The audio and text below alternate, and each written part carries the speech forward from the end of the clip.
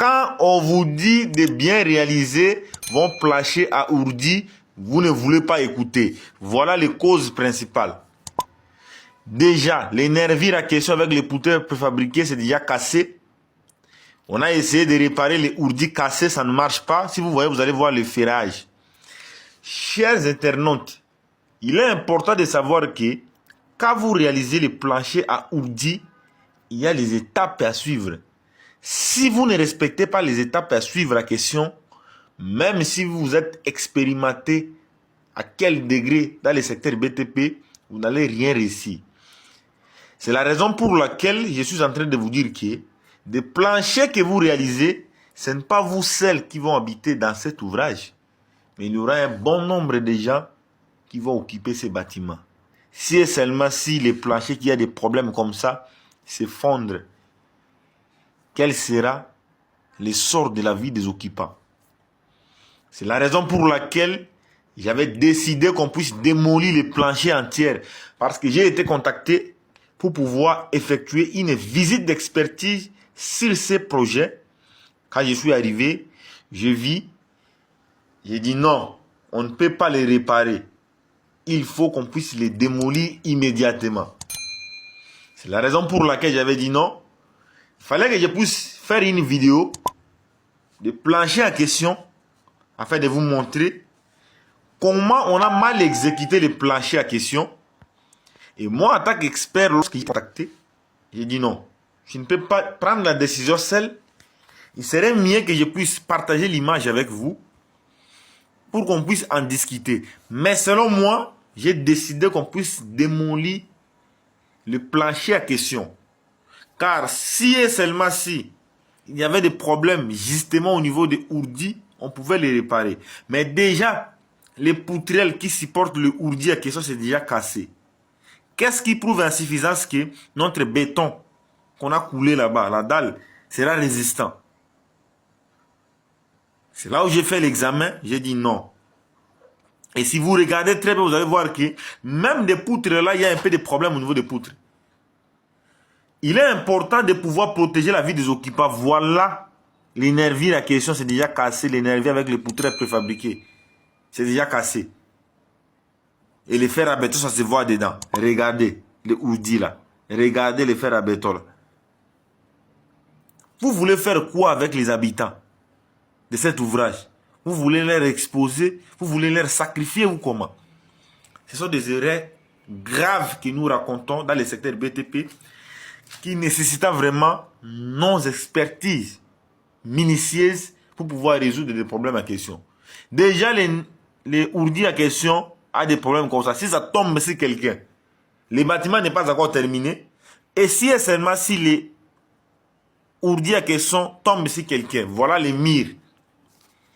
Et si je reviens sur les murs pour décider qu'on puisse démolir les bâtiments entiers, c'est un projet de R+4 que j'ai été contacté pour venir faire une visite d'expertise, pouvoir regarder comment est-ce que les projets évoluent. Parce que lui-même, le propriétaire dit non, non, il y a un danger, voilà. C'est là où moi je suis venu. Quand je suis justement entré, j'ai dit oh mon Dieu, ça c'est quoi ça? Ça c'est quel genre de bêtises? C'est pour cette raison, voilà la ségrégation du béton, y compris les retraits du béton au niveau de poutres coulées là. Voilà le résultat. D'abord, le poutre qui supporte la charge de plancher est mal réalisé. Maintenant, le plancher va résister comment?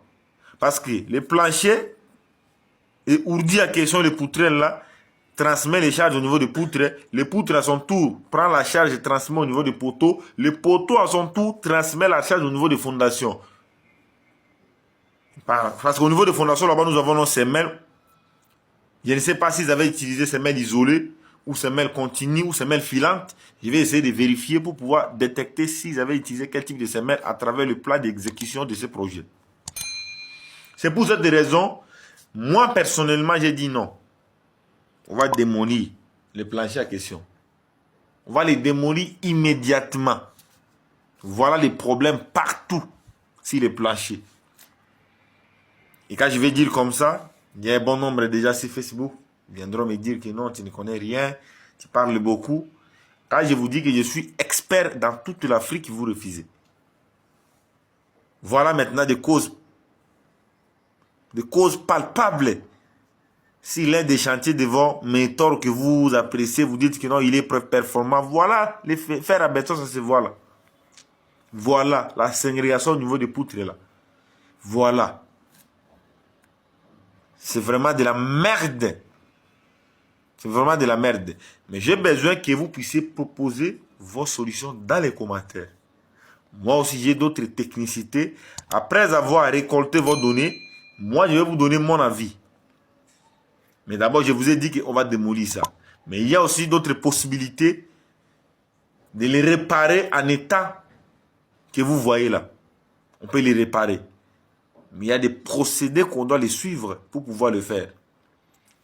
C'est pour cette raison, il est toujours important de suivre la vidéo du début jusqu'à la fin et voir des problèmes que nous rencontrons dans nos chantiers qui nous demandent vraiment d'être performants et purement techniques pour pouvoir résoudre des problèmes en question. Parce que dans ce stade, ce n'est pas n'importe quel ingénieur qui peut résoudre ces problèmes. Mais il faut être expérimenté.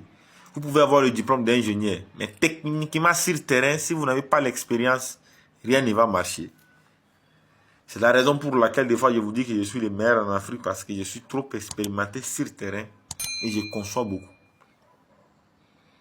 Parce que vivre des réalités comme ça sur le terrain chaque jour, cela renforce votre capacité. Mais quand vous réalisez dans un projet de construction, vous exécutez plutôt, vous exercez dans un projet de construction où il n'y a pas de problème, vous n'allez plus comprendre votre performance. C'est lorsqu'il y a des problèmes comme ça sur chantier qu'on reconnaît que la personne ici est performante. C'est la raison pour laquelle j'aimerais qu'on puisse discuter ensemble avec vous. S'il faut les démolir ou s'il faut les laisser. Maintenant, s'il faut démolir, pourquoi?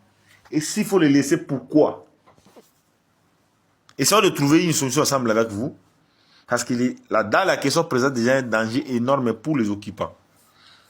Même pour les visiteurs. C'est un danger énorme. C'est la raison pour laquelle j'ai dit qu'on les démolit rapidement. Si vous refusez ce que je suis en train de vous donner comme conseil, si vous refusez ce que je suis en train de dire, vos bâtiments continuera de s'effondrer chaque jour. Parce que vous réalisez vos ouvrages avec la précipitation. On ne réalise pas le plancher à la précipitation. Il faut d'abord connaître le plan de plancher plutôt, calculer le tout pour pouvoir exécuter. Mais vous êtes trop pressé, vous savez que non, vous n'êtes pas performant, vous n'êtes pas compétent. Quand on te dit que non, est-ce que tu as déjà réalisé le plancher à Ourdi? Oui, j'ai déjà réalisé. C'est ce qui vous tient en Afrique. Voilà maintenant des causes palpables qu'on a trouvées sur le champ. Maintenant, quand je vais dire qu'on démolit la dalle, l'ingénieur en question sera peut-être enfermé, emprisonné. À cause de quoi? À cause d'insalubrité qu'il a fait sur le bâtiment déjà. Ces poteaux supportent la charge de 4 poutres ici. Nous avons poutre, nous avons poutre, nous avons poutre et nous avons poutre. Tous ces poutres-là transmettent les charges au niveau de ces poteaux. Et le poteau en question prend la charge de tous les 4 poutres en question.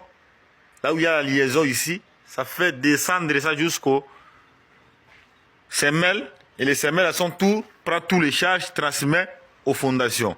Cela veut dire quoi? Le poutre en question supporte la charge de la dalle. Ce n'est pas seulement les 4 poutres ici, il y a d'autres poutres. Hein, parce qu'on a espacé des poutres de façon à ce que la répartition des charges soit uniforme. Il faut bien répartir les charges. Essayez de voir. Ici, il y a poutre ici. Dans les distances en question, nous avons ici, de là à là, 2 mètres, nous avons l'autre poutre. 2 mètres, nous avons l'autre poutre. Si vous regardez, pour que nous puissions avoir la répartition des charges. Et chaque poteau supporte la charge de poutre.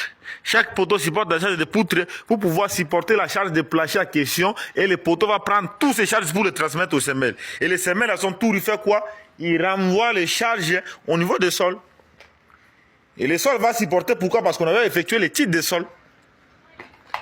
C'est ça le rôle principal. C'est comme ça se répartit les charges dans un bâtiment. Et il y a des gens qui sont là sans rien comprendre quelque chose, viendront seulement critiquer. Voilà l'aspect esthétique de notre bâtiment.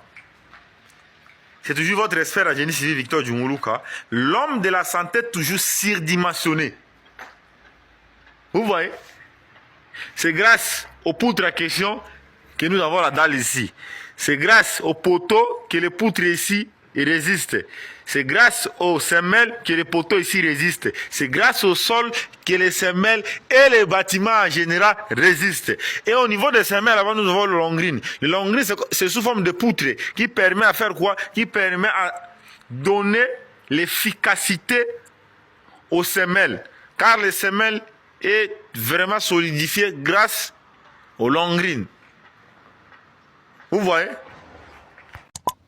À nous revoir à la prochaine vidéo pour d'autres astuces concernant les mêmes planchers.